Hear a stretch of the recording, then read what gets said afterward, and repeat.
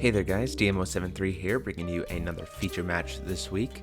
This time I am playing a guy that I met at the Chicago Regional, Jonathan Wheritt, and I'm playing the deck that I was thinking about playing at the Regional, except that I judged instead. So I am playing a Turbo Pandora, the pretty typical list that people have been talking about with a few kind of personal choices. And then Jonathan is actually playing a Firelight Snow White build.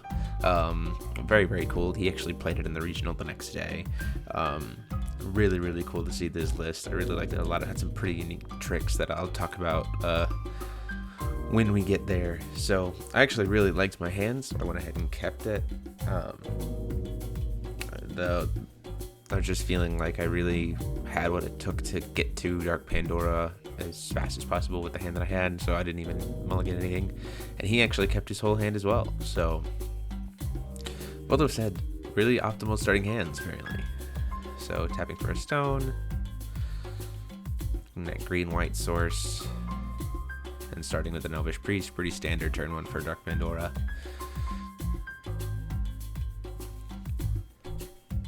So he plays Hunter Black Forest and attempts to swing, and I go ahead and block with Elvish Priest because that 400 defense, so I don't want to take any damage if I don't have to.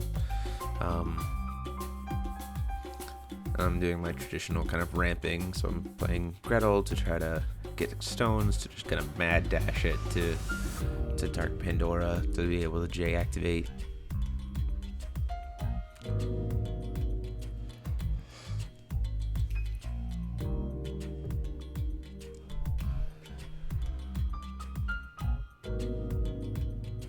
Calls for another stone. See in his hand, it looks like he's got 2 Ragnarok and 2 Duel of Truth.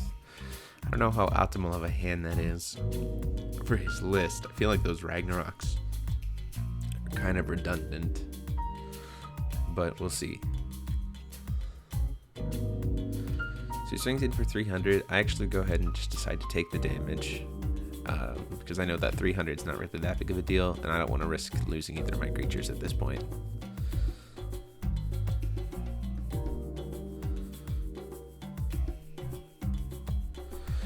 So I was really hoping to get a dark stone at that point. So I go into attack, and he starts to think about taking it, but then he just Duels of Truth. My Gretel. What I could have done there is I actually could have swung at his Hunter in Black Forest with my Elvish Priest at that point and just killed it. Which actually probably could have been a good move, because he doesn't seem to really be having that much in terms of a creature lineup. But I wanted to save the will. Go ahead and decide to take that damage as well. Put him down to 3,400. And then he puts on a Ragnarok after the fact. So now that Hunter in Black Forest is quite large. At the end of the turn, I flash in a Feasting. I could have flashed it in before he played the Ragnarok, before he made the attack, but I didn't want to have to deal with potential like him killing my Feasting on the turn it enters into the field, because that's just wouldn't be helpful for me very much at all. So I play my Seth the Arbiter, and then I actually use Flames of Outer World to kill his guy, and then thankfully because of Seth, when his creature is killed, I actually get to grab a creature from my graveyard and put it back in my hand, so that actually gives me my Gretel back. So right now I'm massing advantage because I've only used 1 card essentially. Everything else is committed to border in my hand, and next turn I'm going to hit Dark Pandora.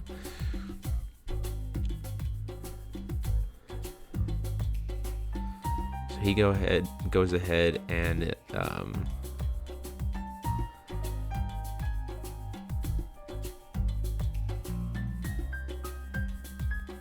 J activates for the discard cost of discarding a Poison Apple, and then when it comes in, he attempts to Duel of Truth, but I use Zeke's to make my Seth untargetable.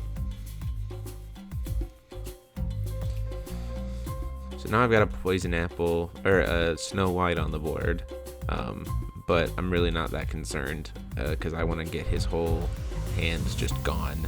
Because with Seth, I'm going to be able to draw one card for each card I make him discard. So I J-activate, he discards 3 cards, and I actually get to draw into 3 more cards. So really, really powerful.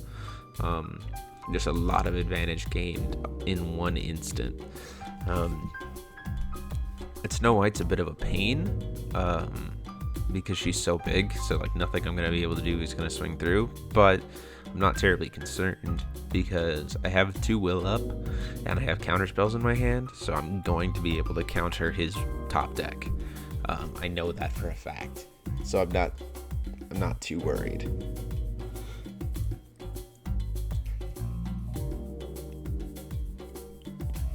So I'm just thinking about what to do, and I go ahead and just use one of my wills to throw another Elvish Priest down and mass some more advantage.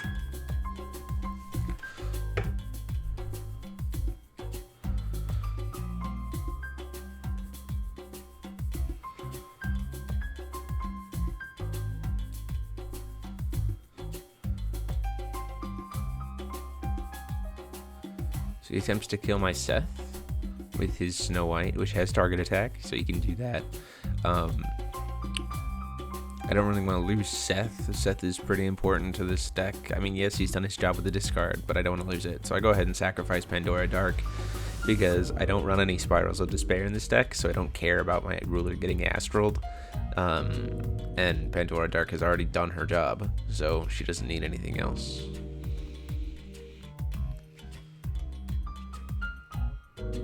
So I attempt to block his Holy Warrior of Hope with Seth. He attempts to Thunder it in response, and I again am going to protect it by making him untargetable using Zeke's. So his Holy Warrior of Hope gets killed, and I would trigger Seth, but I have no other creatures in the grave. So here I am doing pretty well. I was able to, in one fell swoop, eliminate a creature and his only card in his hand, and so I could just get to start going to town with more advantage.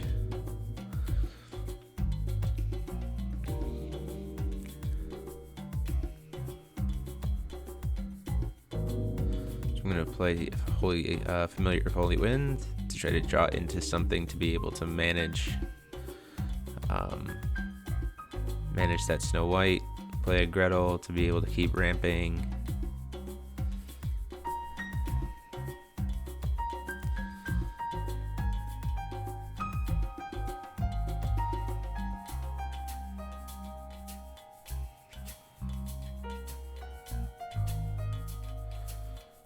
Play a Cinderella to be able to, again, manage whatever he's dealing with next turn, and then actually go ahead and just swing in for him for 600, putting him at 34.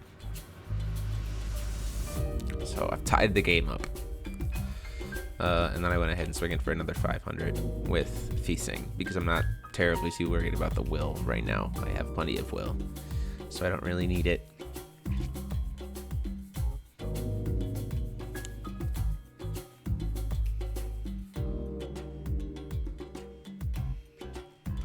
So at this point, he's in a bad way because he has a Split Heaven and Earth is what he top decked, but it's not going to be enough for lethal. It's only going to be able to do 2100 to me, and I'm going to go ahead and take it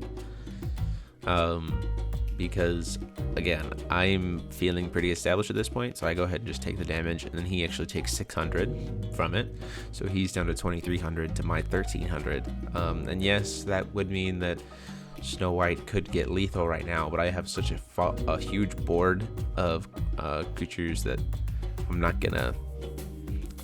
worried, because he can't throw at anything else. He can't pull any tricks to try to get rid of my blocker after I've declared it or anything like that, because he has no cards. So I'm feeling pretty secure. So he tries to kill my Seth again. Just sacrifice my Gretel for it for the block. I draw for turn. So he has no cards in hand. I have a clearly well-established board. I need to be untapping things. Play a Holy Familiar to try to draw into something to let me get lethal this turn. play a Mephistopheles just in case I can't get lethal this turn. Then I actually do some math in my head real fast because I have a Zeeks in hand, and so I actually have a way to be able to kill this turn.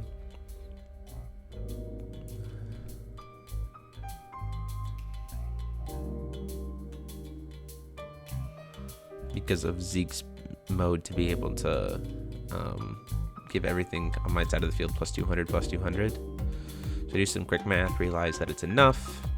I buff all of my guys plus 200 and then just swing in for game. And he has no way to respond to it, so he's just gonna have to take it. So there's game 1 in my favor. So let's go to game 2. So one thing to note with this match is we actually did we sideboarded because he wanted to prepare for the regional that was the next day, so I obliged him, and so I went ahead and sideboarded. So what you're gonna see is I'm actually switching my engine to an Abdul engine. So you're gonna see that my Dark Pandora is not there anymore. I'm now playing an Abdul. I know that's not what we normally do on the channel, but I thought it would be a cool taste of kind of what you would expect to see when you're playing against Dark Pandora.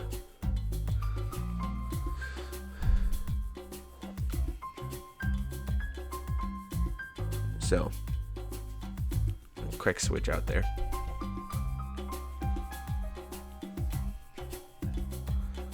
It's that Redstone, gets a Hunter in Black Forest again. I go ahead and just take the 300 damage from it. I could stop it with Abdul, but then I'd be a stone behind, and that would be silly. And I unfortunately didn't have a turn 1 play. I was hoping to draw into a priest or a cat, but no such luck.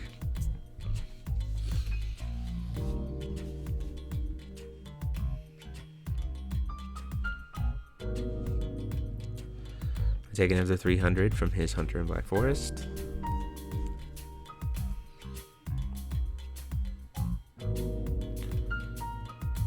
Now I need to just start ramping, so I go ahead and play Gretel, and then pass to him.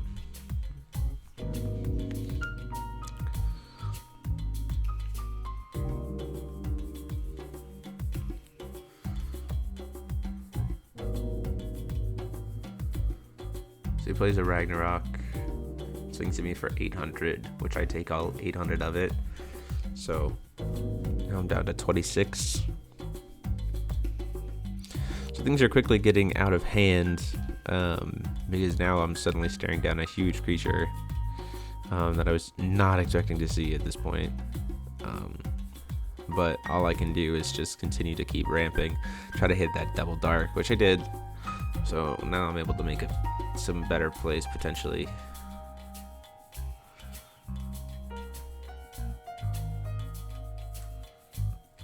So I was thinking about activating something during my turn, but then I decide to hold off and I pass it over to him.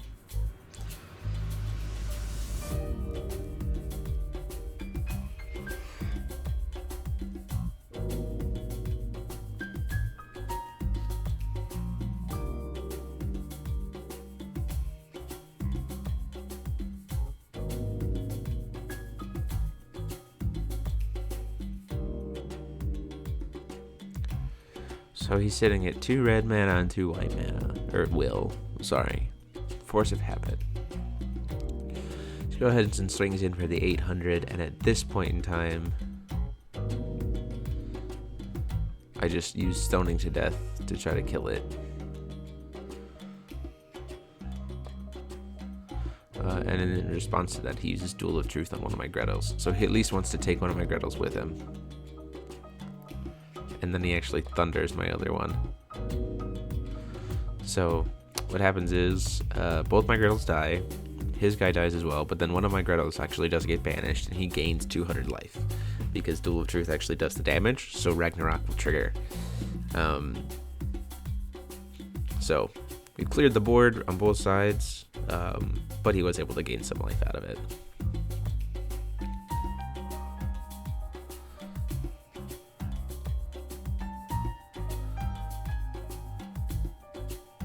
I go ahead and establish with my Set the Arbiter, and I pass to him.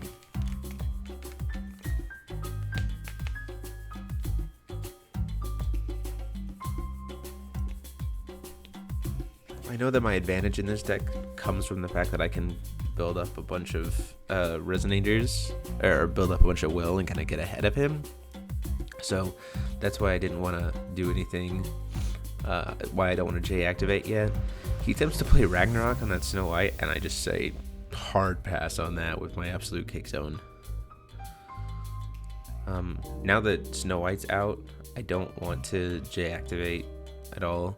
So what you see him doing there is you see him tapping to rest my Seth. This is an interesting point. So there's a priority sequence after untap, but before moving into main phase. There is a priority sequence there. And so what he was doing is during my priority, like during that sequence, so after I've untapped, but before I go into main phase, he uses Snow White to tap down my Seth. It's a very, very powerful trick, because it essentially guarantees that Seth isn't going to do anything for the turn, and there's nothing I can do to stop it. So you hear us talking about it, I'm confirming exactly what's going on, to make sure that I know what's correct. So yeah, wanted to give you guys the heads up about exactly what's going on there. So now we have a tap down Seth.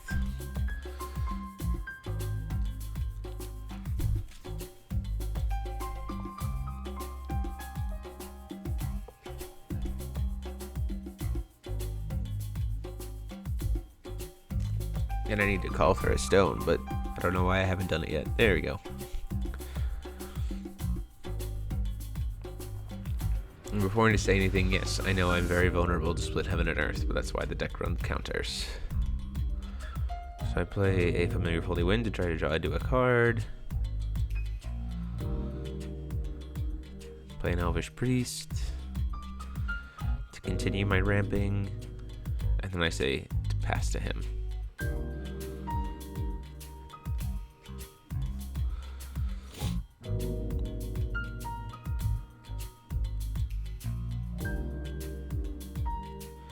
Plays Sign to the Future from his hand, because the trigger is met with the new rules, to try to hit my Elvish Priest and my Seth. Then I float the will from my Elvish Priest. That's going to die anyway, and a green, and I actually protect, make my Seth untargetable for the turn.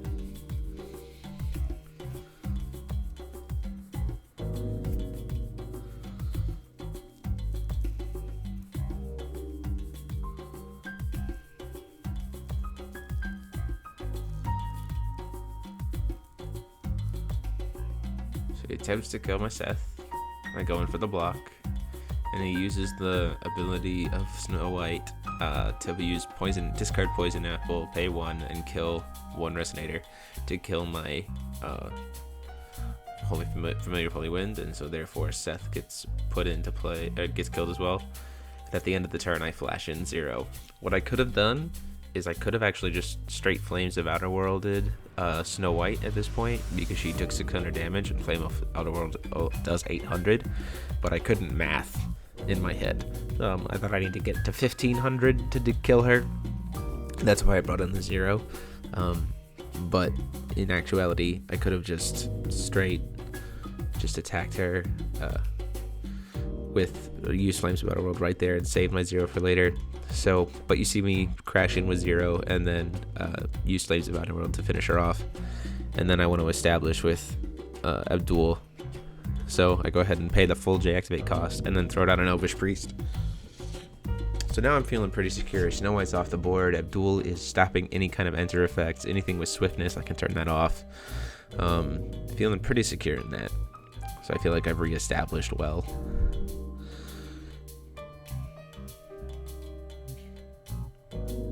You see Split Heaven and Earth come out. I do not have a counter for it, so I'm just going to take all that damage, another 2100. So bringing me down to 500, and he only has 1 special stone out, so he takes 300.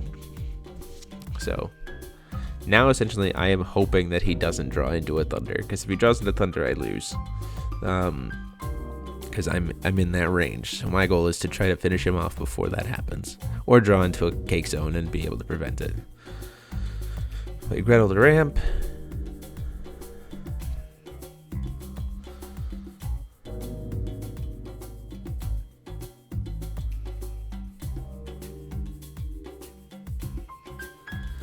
play my other set, the Arbiter, and then decide to swing in with Abdul, and he takes it, so that's 1,000 damage to him.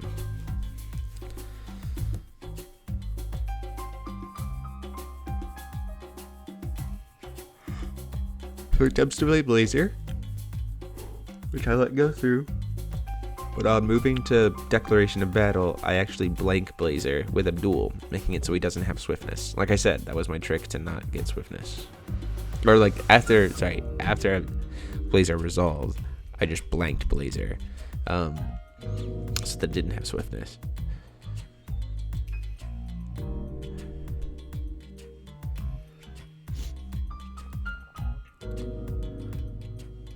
So I blank Blazer again during my turn. I attempt to swing in for 1,000. He blocks with the Blazer. I attempt to swing in and kill with Gretel. He does not allow that, but then he just blocks with his Holy Warrior Pope. But then I swing in with my Elvish Priest to do that 300 damage. Use Seth to grab 0 triggers,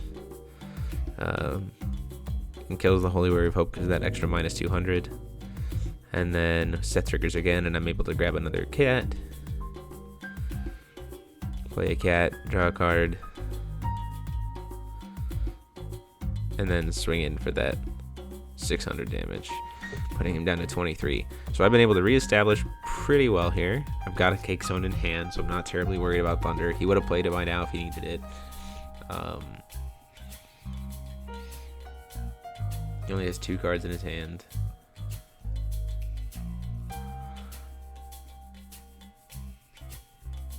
I'm essentially only concerned about burn at this point. I'm just worried that I don't want to get burned to death.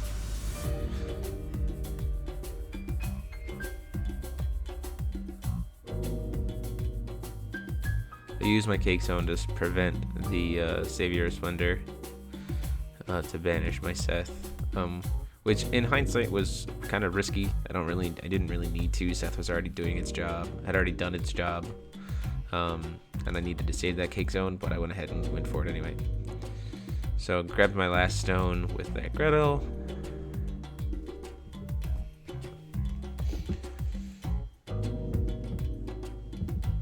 Try to do some calculation of damage again in my head. I go ahead and use the Zeeks to pump everything up plus 200, dealing a total of 2,100 damage. Because 400 from Cat, 800 from Seth, and then 900 from 0, putting him down to 200. So I've closed the gap, and I've essentially made Split Heaven and Earth worthless. I've made Split Heaven and Earth a draw, which was good for me, because then I'm just only hoping that he doesn't have a draw to a Thunder. That means it eliminates the burn options in a sense. And all he had in his hand was a Savior of Splendor and another Ragnarok, so he has to just scoop. So there you go, guys. That was Turbo Pandora / Abdul versus Jonathan Wheritt's Firelight Snow White. Go ahead and comment down below what you thought of the decks. Like and subscribe as always. And until next time, guys, this is the MO73 signing off.